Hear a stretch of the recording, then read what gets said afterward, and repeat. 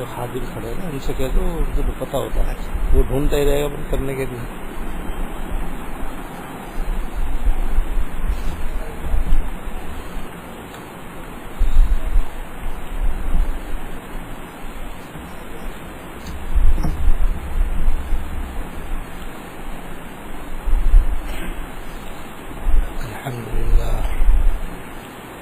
الحمد لله نحمده ونستعينه ونستغفره ونؤمن به ونتوكل عليه ونعوذ بالله من شرور أنفسنا ومن سيئات أعمالنا من يهده الله فلا مضل له ومن يضلل فلا هادي له وأشهد أن لا إله إلا الله وحده لا شريك له وأشهد أن سيدنا ونبينا ومولانا محمدا عبده ورسوله صلى الله تعالى عليه وعلى آله وأصحابه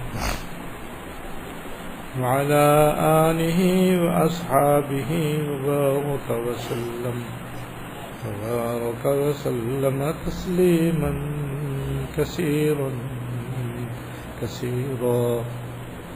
أما بعد فأعوذ بالله من الشيطان الرجيم بسم الله الرحمن الرحيم ولا تباشروهن وأنتم عاكفون في المساجد صدق الله العظيم.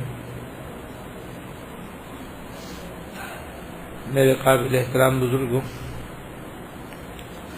حیات المسلمین کی روح نمبر 16 کا بیان چل رہا ہے. اس روح کا تعلق رمضان مبارک کے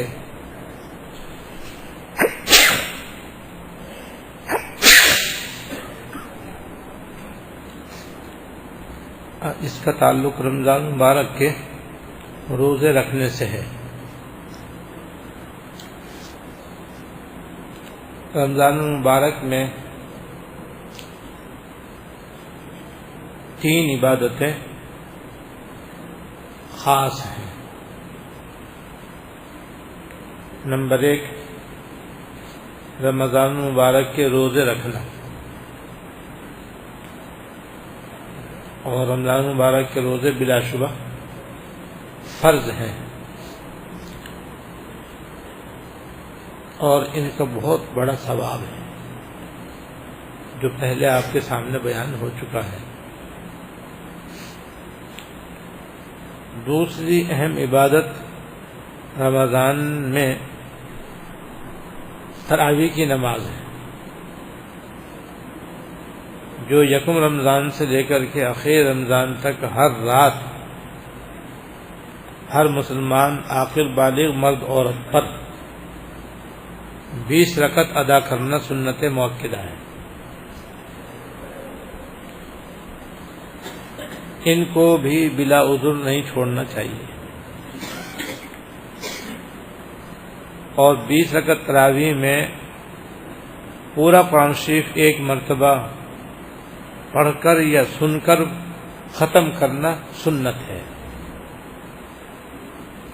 کوشش کرنی چاہیے کہ یہ سنت بھی ادا ہو.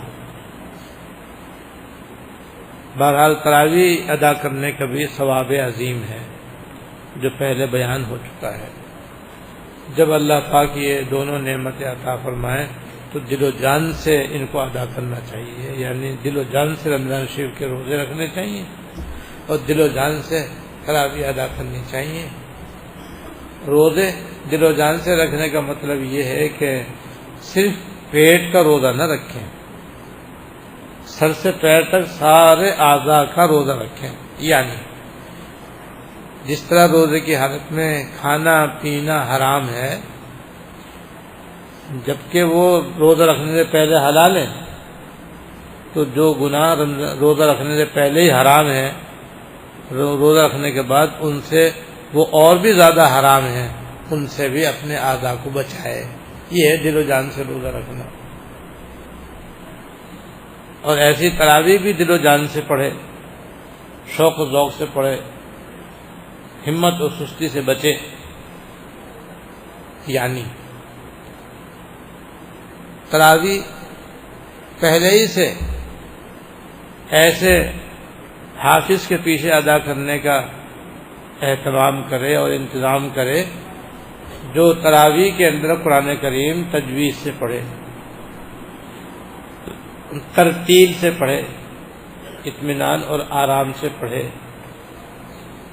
چاہے 1 گھنٹے کے بجائے 2 گھنٹے لگے، لیکن 2 گھنٹے ہی لگائیں، کیونکہ رمضان شریف میں تراویح کی ادائیگی میں وقت لگانا ہی مقصود ہے، خدا نخواستہ بلا اتارنا مقصود نہیں ہے۔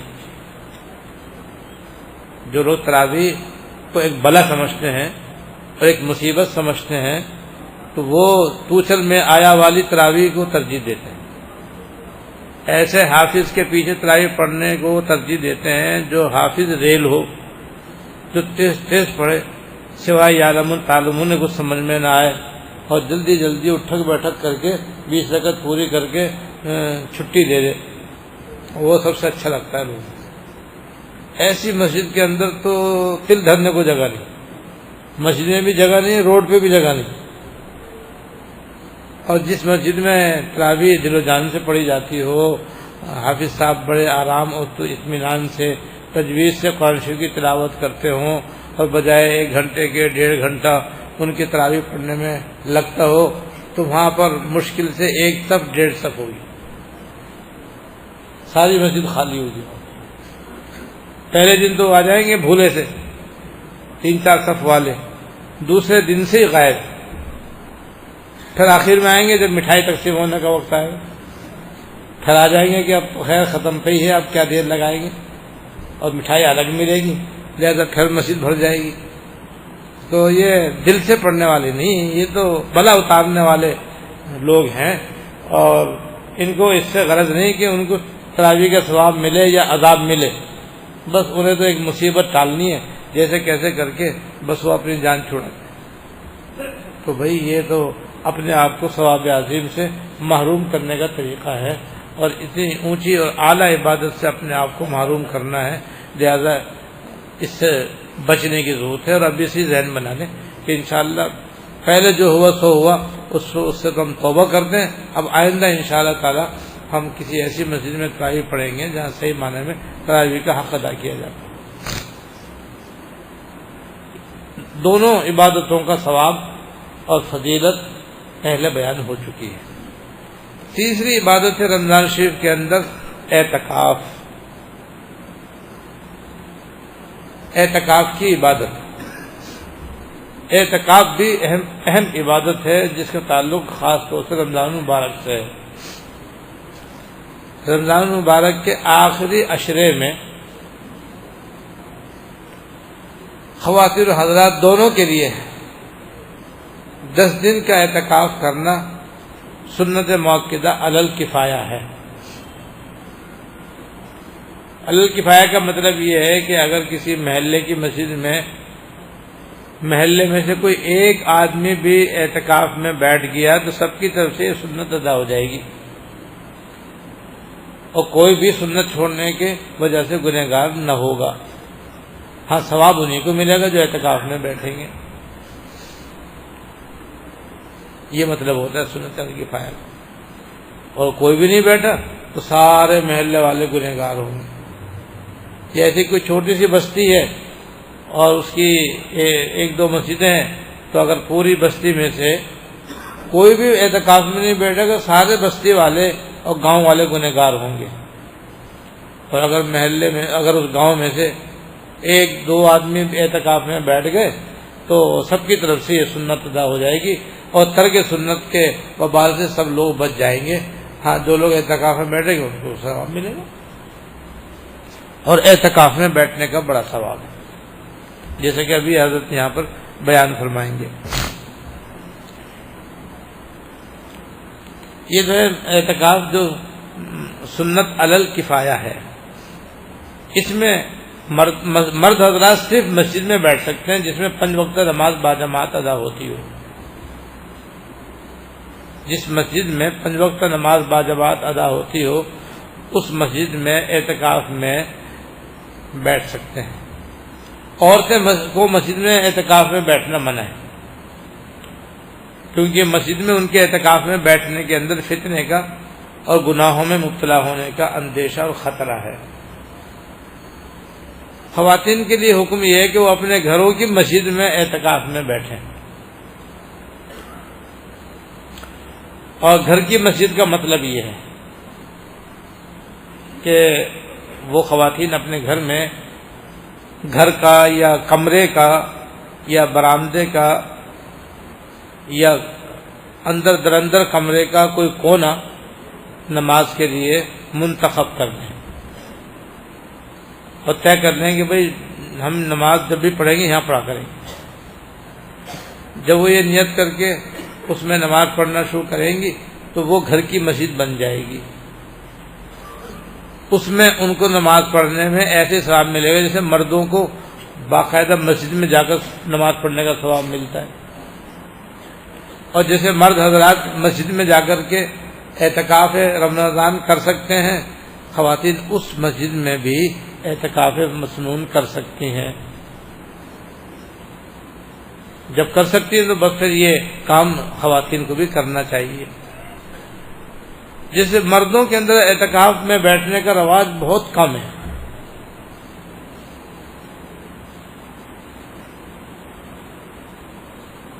بستیوں میں، گاؤں گوٹوں میں، شہروں کے اندر بھی عام مسجدوں میں بہت کم لوگ اعتکاف میں بیٹھتے ہیں.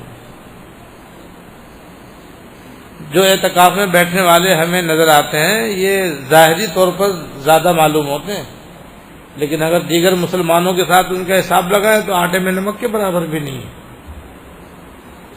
جس کی وجہ سے بہت سارے مسلمان مرد اور بہت سی مسلمان عورتیں اس ثواب عظیم سے محروم ہیں.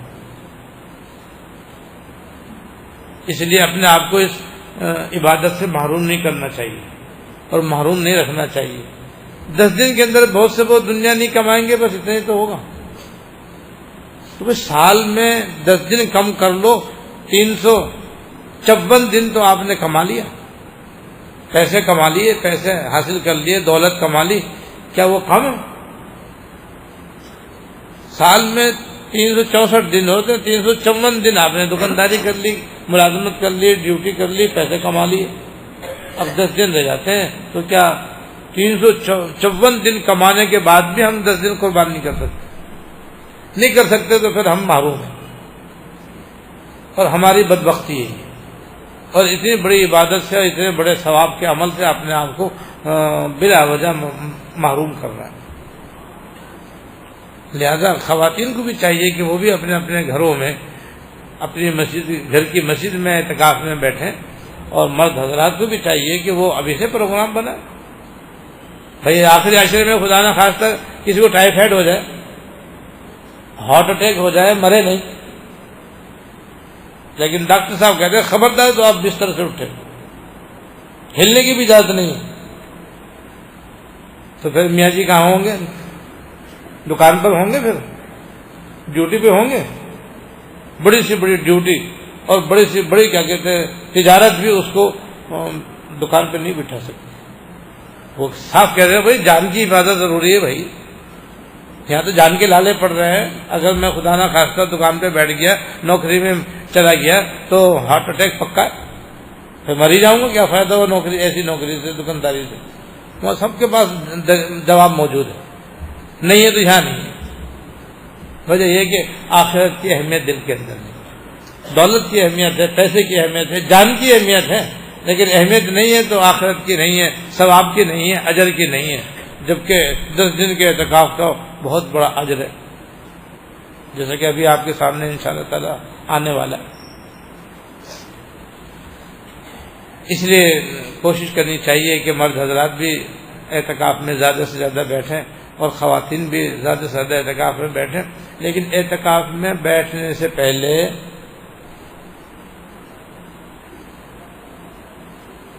چند باتوں کا اہتمام کرنا ضروری ہے، جن پر عمل نہ کرنے کی وجہ سے اکثر اعتکاف یا تو فاسد ہو جاتا ہے یا مکروہ ہو جاتا ہے، اور مکروہ اعتکاف مقبول نہیں ہوتا،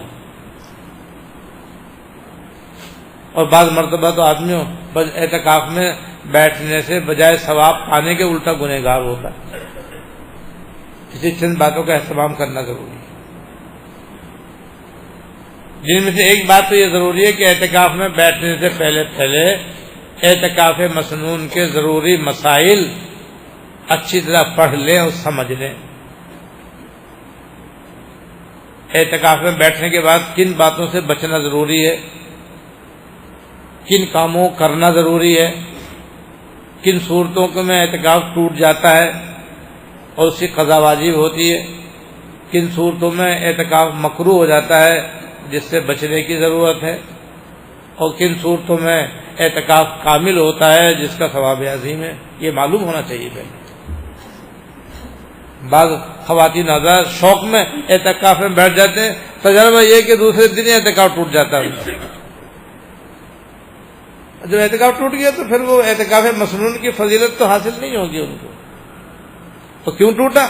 کہ اعتکاف میں بیٹھنے سے پہلے انہوں نے مسائل معلوم ہی نہیں کیے، مطالعہ ہی نہیں کیا، سمجھنے کی کوشش ہی نہیں کی، بس شوق میں اعتکاف ہم بھی کریں گے، بڑا ثواب ہے، بیٹھ گئے، دوسرے دن اعتکاف ٹوٹ گیا۔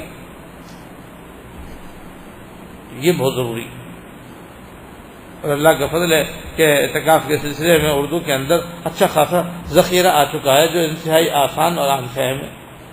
حضرت مولانا محمد تقی عثمانی صاحب دعوت برکات ان کا رسالہ ہے احکام اعتکاف، بندے کا رسالہ ہے مسائل اعتکاف، اور ان کے پوسٹر بھی ملتے ہیں جو ہر سال اس مسجد میں باقاعدہ لگائے بھی جاتے ہیں۔ آدمی یہ کتابیں پہلے سے حاصل کر لے اور حاصل کر کے ان کو اچھی طرح مطالعے میں رکھے، جو بات سمجھ میں نہ آئے دارالفتہ میں آ کر کے مفتی حضرات سے اس کو سمجھ لے۔ اصل تیاری تو اعتکاف کی یہ ہے۔ ساتھ ساتھ ان کتابوں کے اندر اعتکاف میں بیٹھنے کے آداب بھی بتائے گئے ہیں کہ معتکف کو کیا کیا آداب اختیار کرنے چاہیے، معمولات بھی لکھے گئے ہیں کہ معتکف کو اعتکاف میں کن کاموں کو کرنا چاہیے، مکروہات و ممنوعات بھی لکھے ہیں، کن کن باتوں سے معتکف کو بچنا چاہیے۔ تو ان سب چیزوں کا علم حاصل کر کے اعتکاف میں بیٹھنا چاہیے۔ اور تیسری بات جو بہت ہی زیادہ اہم اور ضروری ہے وہ یہ کہ بعض لوگ شوق و ذوق میں مسجد میں آ کے بیٹھ تو جاتے ہیں، مگر چونکہ ان کی اصل طبیعت جو ہے وہ عبادت کرنے کی نہیں ہے، تلاوت کرنے کی، تسبیحات پڑھنے کی، اللہ اللہ کرنے کی، توبہ استغفار کرنے کی، دعائیں مانگنے کی، اللہ تعالیٰ کی طرف متوجہ رہنے کی عادت نہیں ہے۔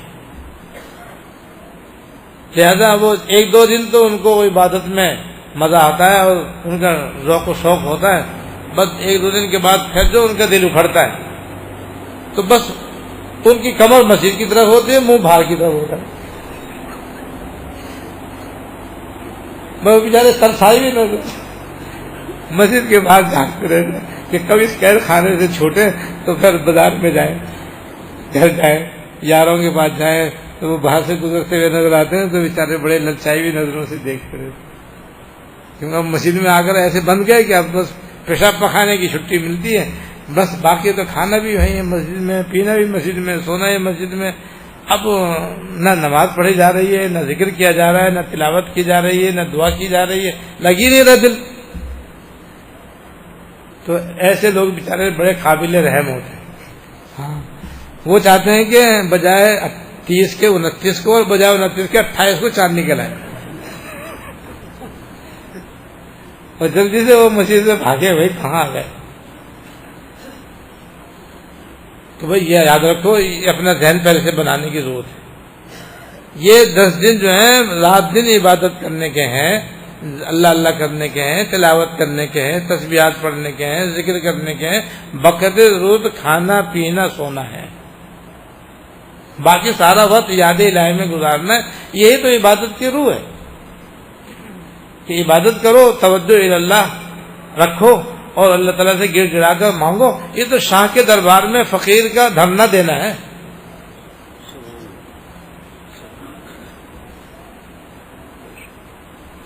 اس فقیر کا شاہ کے دربار میں آ کر کے جھولی پھیلا کر بیٹھنے والا کام ہے کہ اللہ میں آپ کے گھر میں آ گیا ہوں, میں بڑا گنہگار ہوں, بڑا خطا کار ہوں, سیاکار ہوں, میں آپ سے اپنے گناہوں کی معافی مانگنے آیا ہوں, دوزخ سے آزادی کا پروانہ لینے کے لیے آیا ہوں, جنت میں داخلہ لینے کی درخواست لے کر کے آیا ہوں کہ اپنی رحمت سے مجھے جنت میں داخل فرما دیں اور مجھے دوزخ سے بری فرما دیں اور مجھے اپنی یاد نصیب فرما دیں.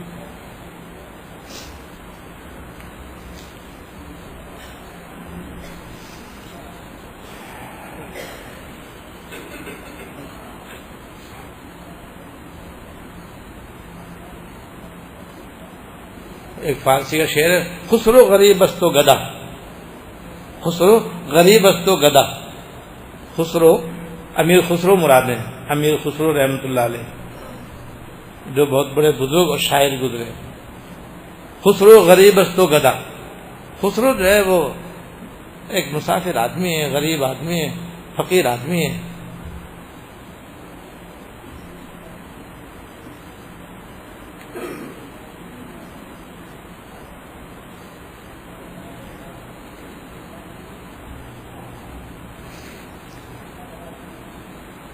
وہ آپ کی گلی میں آ کر کے پڑ گیا, آپ کے گھر میں آ کر کے دھرنا دے کے بیٹھ گیا ہے. شاید کہ روز اذکرم سوئے غریبہ بن گری, کہ شاید کسی دن اللہ تعالیٰ اپنے فضل و کرم سے ایک نظر عنایت فرما دیں اور میرا بیڑا پار ہو جائے. تو اس لیے آتے ہیں تو پہلی ذہن بنا لیں کہ یہاں پہ تو آ کر کے یہ کرنا ہے, دل لگے نہ لگے, طبیعت چاہے نہ چاہے, بس وہاں جا کر کے ہمیں یہی کام کرنا ہے, بس اور کچھ کام نہیں کرنا. ایک تو اس بات کے لیے اپنے ذہن بنا لیں تاکہ پھر یکسوئی سے عبادت میں لگیں. اور ان کتابوں کے اندر پورا دستور العمل لکھا ہے 24 گھنٹے کا, کہ معتکف 24 گھنٹے مسجد میں کس طرح گزارے, اور بقیہ ضرورت اپنے دوستوں سے, عزیزوں سے, رشتہ داروں سے, ملنے جلنے والوں سے ملاقات کرنے میں بھی کوئی حرج نہیں ہے, اور موبائل پر بھی بقدر ضرورت بات کرنے کی گنجائش ہے. لیکن یہ سب بقدر ضرورت ہے, اصل مقصود اللہ تعالیٰ کی عبادت میں اپنے آپ کو لگائے رکھنا ہے. اور چوتھی بات یہ کہ بعض لوگ جو ہیں وہ مسجد ہی میں آ کر اعتکاف میں بیٹھ کر بس پھر ان کا مشغلہ بس دنیا جہاں کی باتیں کرنا ہوتا ہے, اور ان کے یار دوست جو ہیں وہ سارے پھر مسجد میں آ کے دھرنا دے کے بیٹھ جاتے ہیں, بس پھر گھنٹوں آپس میں بیٹھے باتیں کرتے رہتے ہیں, چائے پیتے رہتے ہیں, شربت پیتے رہتے ہیں, اور جناب ادھر ادھر کے ہانکتے رہتے ہیں, بس اسی میں رات کالی کرتے, اسی میں دن برباد کر دیتے ہیں. تو یہ اور بھی زیادہ بدتر ہے, یہ اور بھی زیادہ گناہ اور نقصان کی بات ہے. اور وجہ اس کی وہی ہے کہ اصل میں طبیعت کے اندر عبادت کا ذوق نہیں ہے اور عبادت کرنے کا شوق نہیں ہے. اس لیے مسجد میں آ کر ایک دو دن تو تھوڑی بہت عبادت کی, ذکر کیا, تلاوت کی, بس اس کے بعد پھر وہی پرانی عادت واپس لوٹ آئی. پرانی عادت یہی تھی کہ بس بیٹھو, باتیں کرو اور چائے پیو, مجلس آرائی اور ادھر کی باتیں, اور وقت کو ایسے ہی برباد کرنا. اور مسجد میں یہ اور بھی زیادہ اس لیے بدتر ہے کہ یہ سب باتیں گناہ کی ہیں, کیونکہ لایانی باتیں کرنا بھی تو گناہ ہے, اور لایانی باتیں بھی پھر لایانی نہیں رہتی, بلکہ اس کے اندر قسم قسم کی گناہوں کی باتیں آ جاتی ہیں. کسی کی غیبت ہو رہی ہے, کوئی بات جھوٹی کہی جا رہی ہے, کوئی بات کسی کے ماری جا رہی ہے, تانے دیے جا رہے ہیں, کسی پہ اعتراض کیا جا رہا ہے, کسی کو برا بھلا کہا جا رہا ہے, کسی پہ بہتان لگایا جا رہا ہے, جھوٹی قسمیں کھائی جا رہی ہیں, جھوٹی خبریں سنائی اور سنی جا رہی ہیں, موبائل کے اوپر بلا ضرورت رابطے ہو رہے, اس کے اندر لایانی باتیں ہو رہی ہیں. اور آج کل تو انٹرنیٹ کی نحوست موبائل میں بھی آ گئی. بعض معتکف اللہ بچائے اس کے اندر پھر ننگی فلمیں دیکھنا شروع کر دیتے ہیں اعتکاف میں, اور گانے گا رہے ہیں, گانے سن رہے ہیں, اس کے ذریعے فوش پروگرام دیکھ رہے ہیں, نامحرم عورتوں کی تصویروں سے مزہ لے رہے ہیں اعتکاف میں. اور دنیا کی بعض مسجدیں تو ایسی ہیں کہ وہاں ٹی وی رکھے ہوئے, جیسے اسپتال کے اندر مریضوں کے وارڈ میں ٹی وی رکھے ہیں نا, نہیں رکھے یہاں پر یورپ کی بعض مسجدوں کے اندر مسجدوں میں ٹی وی رکھے ہوئے، پھر نماز بھی پڑھو پھر فلم بھی دیکھ لو. تو وہ تو معتکفین پھر وہاں پر کیا دیکھتے ہیں؟ پھر وہ ساری دنیا جہاں کے پروگرام مسجد میں بیٹھے ہوئے دیکھ رہے ہیں، اعتکاف بھی ہو رہا ہے. کوئی اعتکاف ہو رہا ہے؟ اور آپ جانتے ہیں کہ گناہ مسجد کے باہر تو ہے ہی گناہ، مسجد میں آ کر سنگین ہو جاتا ہے اور زیادہ گناہ، وہ گناہ اور زیادہ سنگین ہو جاتا ہے. اس لیے جو لوگ اعتکاف میں بیٹھے ہیں وہ اس نیت سے بیٹھے ہیں کہ بھئی جس طرح مسجد سے باہر ہم گناہ نہیں کرتے اور بچتے ہیں، مسجد میں آ کر اور زیادہ بچیں گے. اپنے یاروں سے بھی، اپنے دوستوں سے سب سے کہتے ہیں بھائی اب انشاءاللہ عید کو ملاقات ہوگی، بس اب اعتکاف کے دوران ملاقات مختصر ہوگی بس. اور پھر جبرن وقہرن اپنے آپ کو عبادت میں لگائے رکھیں، نہیں تو سو جائیں گے. معتکف کی تو فضیلت یہ ہے کہ اس کو سونا بھی عبادت ہے، اس کا تو کھانا بھی عبادت ہے، اس کا تو پینا بھی عبادت ہے. لہذا سو جائیں، جتنی دیر سوئے رہیں گے اتنی دیر بھی آپ کو عبادت کا ثواب ملے گا. یہ ہے وہی چند باتیں جو اعتکاف میں بیٹھنے سے پہلے ضروری ہے، اور پھر اعتکاف میں بیٹھ کے ان سے بچنے کا اہتمام کریں، اور جو مسائل ہیں ان پر عمل کرنے کا اہتمام کریں.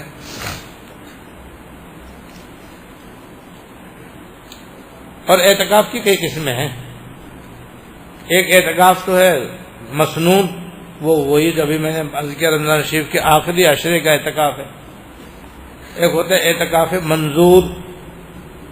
اعتکاف منظور وہ ہوتا ہے جس کی منت مان لی جائے.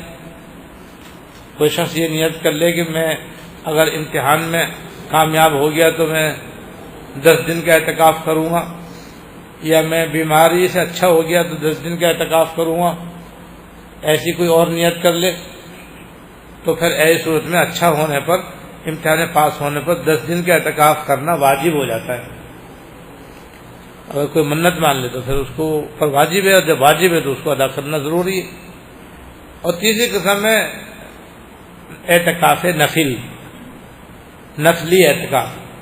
نفلی اعتکاف کا ہی بڑا ثواب ہے، نفلی اعتکاف کا بھی بڑا ثواب ہے.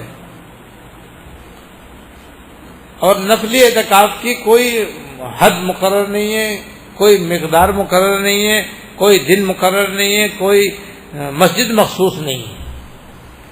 ہر مسجد میں ہر روز تھوڑی سے تھوڑی دیر کا بھی اعتکاف ہو سکتا ہے. یعنی 1 منٹ کا بھی ہو سکتا ہے، 5 منٹ کا بھی ہو سکتا ہے، 50 منٹ کا بھی ہو سکتا ہے، 1 گھنٹے کا بھی ہو سکتا ہے، 1 دن کا بھی ہو سکتا ہے. اب کتنی آسانی. تو یہ اعتکاف نفل تو ہم میں سے کسی کو بھی نہیں چھوڑنا چاہیے. اور خواتین یہ نفلی اعتکاف اپنے مسجد البیت میں بھی کر سکتی ہیں، گھر کی مسجد کے اندر بھی وہ اعتکاف کر سکتی ہے. اور سب مسلمان عورت اور مرد دن میں 5 مرتبہ 5 نمازوں کی ادائیگی کے اندر ضمناً یہ اعتکاف کی عبادت بھی کر سکتے ہیں. کتنی آسانی. بس اتنی سی بات ہے کہ جب مسجد میں داخل ہوں تو مسجد میں داخل ہونے کی دعا پڑھ لیں، اللہم افتح لی ابواب رحمتک نویت سنت الاعتکاف.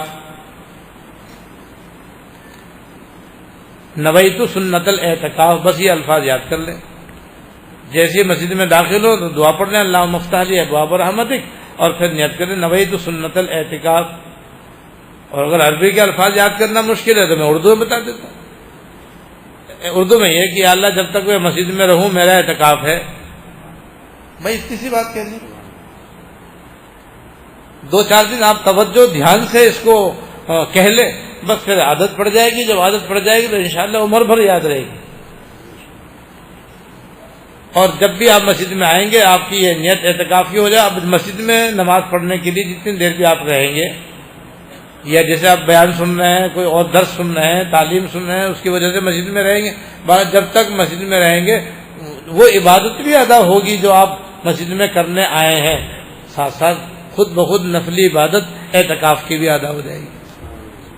کتنا فائدہ، کتنی آسانی ہے ہمارے دین میں کہ آئے ہیں نماز پڑھنے کے لیے. نماز پڑھنے کے لیے تو آنا ضروری ہے، جماعت واجب ہے، لیکن ضمناً جناب اعتکاف نفل بھی نفلی اعتکاف کی نیت بھی کر لے تو اس کا بھی ثواب مل جائے گا. ایک حدیث میں ہے کہ جو آدمی عصر سے مغرب تک اعتکاف کرے اور اس میں کسی سے دنیا کی بات نہ کرے تو اللہ تعالیٰ اس کو سونے کا ایک محل عطا فرما دیتا ہے.